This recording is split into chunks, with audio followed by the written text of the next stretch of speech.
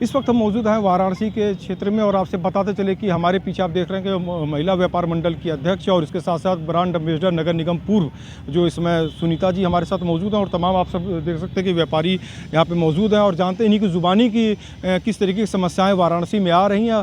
हालाँकि इनसे जो हमारी प्राथमिक जो बातें हुई उसमें साफ तौर पर कहा गया कि जो गंगा घाटों पर जो चौकी जो रखी गई हैं उससे जो दर्शनार्थियों को दिक्कतें होती हैं, इसके साथ साथ वहाँ के व्यापारियों को दिक्कतें हो रही हैं और इसके साथ साथ जो दूसरा जो मुद्दा खास करके है जिसमें जो चौड़ीकरण होनी है बिनियाबाग क्षेत्र में, उसको लेकर जो नोटिस की जो बातें की गई हैं उसको कल ज्ञापन जाके दिया गया है जिलाधिकारी महोदय को और उसी से संबंधित आज हम यहाँ पे वार्ता करते हैं, जानते हैं कि क्या खास किन मुद्दों पे आज लोग अपनी समस्याओं को प्रस्तुत कर रहे हैं। जी, पहले आपका परिचय जानना चाहेंगे। जी नमस्कार, मैं वाराणसी महिला व्यापार मंडल अध्यक्ष पूर्व नगर निगम ब्रांड एम्बेसडर सुनीता सोनी।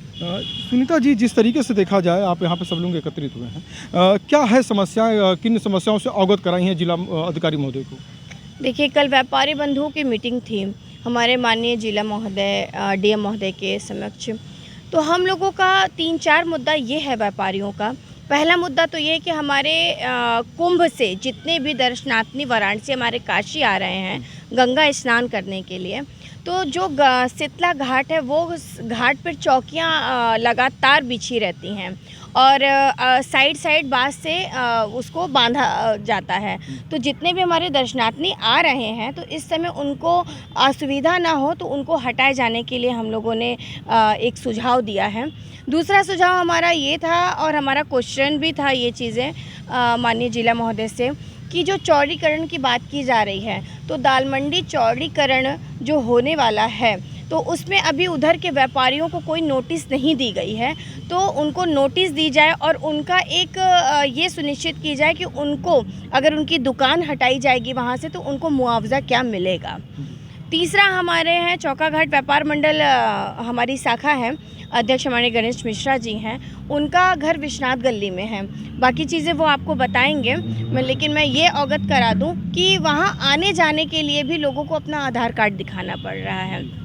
तो गली बंद, जाम बनारस, बहुत ही व्यवस्था बहुत ही इस समय ध्वस्त और ख़राब है, क्योंकि कल डीएम महोदय भी गौदलिया चौराहे पे खड़े थे, हमारे एसीपी महोदय भी वहाँ पर खड़े रहते हैं, लेकिन जिस तरीके से भीड़ है उस पर निरंतर नहीं हो पा रहा है। तो इसमें थोड़ा सुझाव मैं ये देना चाहती हूँ कि यहाँ के जितने भी लॉन वाले हैं या फिर विद्यालय में जैसे विद्यालय खोला गया है कि शौचालय इस्तेमाल कर सके जितने भी दर्शनार्थी आ रहे हैं, तो जितने लॉन वाले हैं उनको भी थोड़ी सी सुविधा हमारे दर्शनार्थी को ये देनी चाहिए कि उनको रहने के लिए उत्तम व्यवस्था दी जाए, ताकि हम लोग अपने व्यापार मंडल के साथ अगर वो एक कदम आगे बढ़ेंगे तो हम लोग ये एक कदम आगे बढ़ेंगे कि उनको चाय नाश्ता का प्रबंध हमारे व्यापार मंडल की तरफ से होगा। जी। तो ये सब जो है ज्ञापन जो दिए गए हैं इन सब समस्याओं से अवगत कराने के लिए जो है जिलाधिकारी महोदय को जो है साथ ही देखा जाए तो जिस तरीके से जो भीड़ आ रही, जो क्राउड है जी, यहाँ पे महाकुंभ चल रहा है, बनारस से भी लोग आ रहे हैं, देवोदेव महादेव की नगरी है, बाबा विश्वनाथ की नगरी है, लोग यहाँ पे शिरकत कर रहे हैं, आ रहे दर्शनार्थी बड़े पैमाने पे।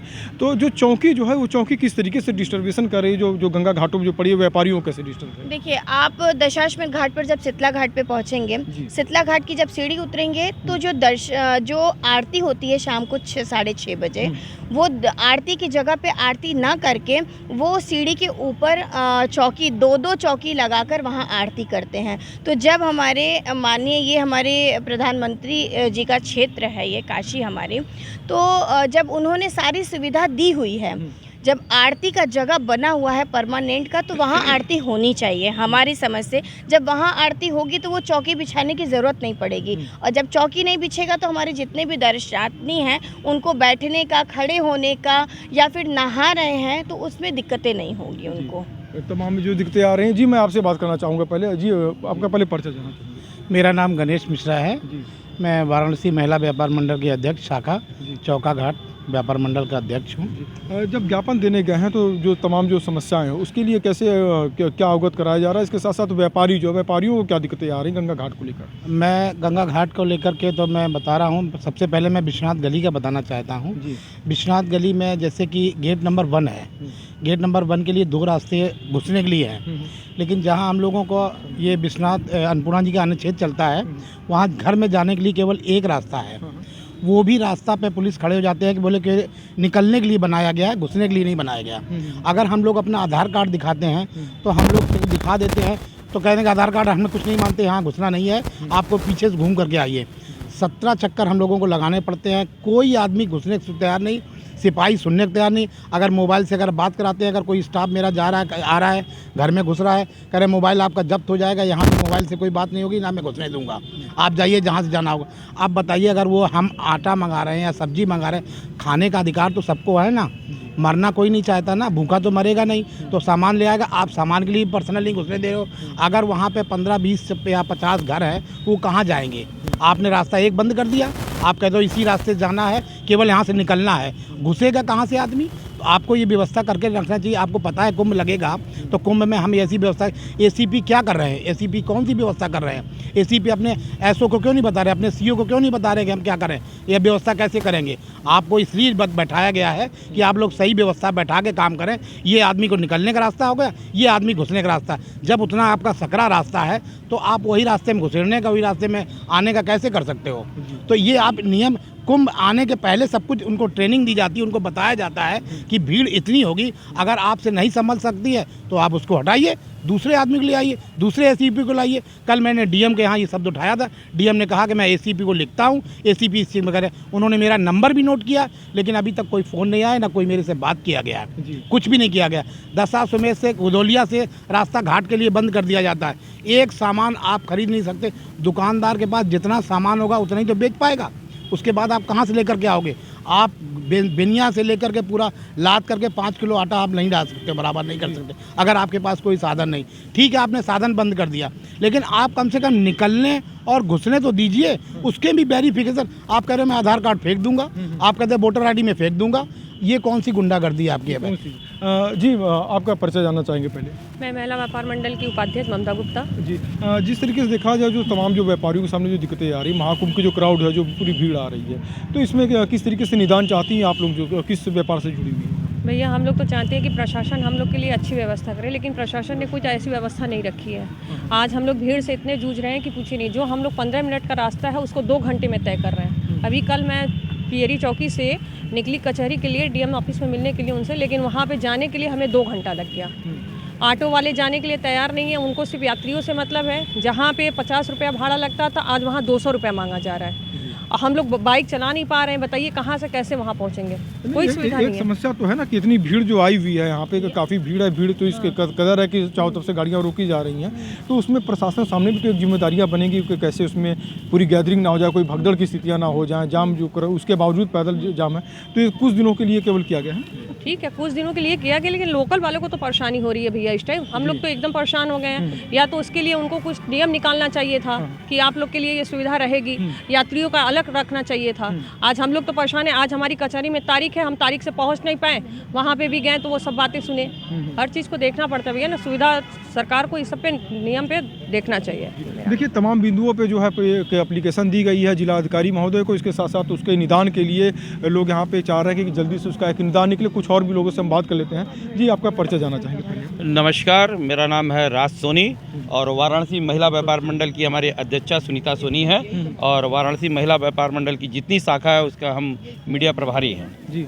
और अगर आप वाराणसी की समस्या की बात कर रहे हैं तो जिलाधिकारी महोदय कल 27 तारीख को सायंकाल 6:30 बजे डीएम महोदय के यहाँ मीटिंग थी, जिसमें हम लोग गए थे, और उसमें 3-4 मुद्दा अहम रहा जिसमें रखा गया, और उसका कोई ठोस पहलू अभी तक दिखाई नहीं दे रहा है, जिसमें कि हम माननीय डीएम महोदय और कमिश्नर महोदय को संज्ञान में लाना चाहते हैं कि जो यहाँ पे टोटो और ऑटो चल रहे हैं, उनको बाहर से आए हुए दर्शनार्थियों को, जो कि आए हुए तो उनसे मनमाने ढंग से किराया वसूला जा रहा है, उसमें इनको एक किराया सुनिश्चित किया जाए कि जो भी हमारी काशी में बाहर से देश विदेश से लोग आ रहे हैं तो उनको ठगा ना जाए, एक किराया उनका सुनिश्चित किया जाए, ताकि वो आके बनारस की छवि धूमिल ना हो, ताकि वो बाहर जाके ये बता सके कि नहीं हम बनारस में गए थे, कि वहाँ के व्यापारी, वहाँ के टोटो और ऑटो चालक वहाँ बहुत अच्छा व्यवहार किए।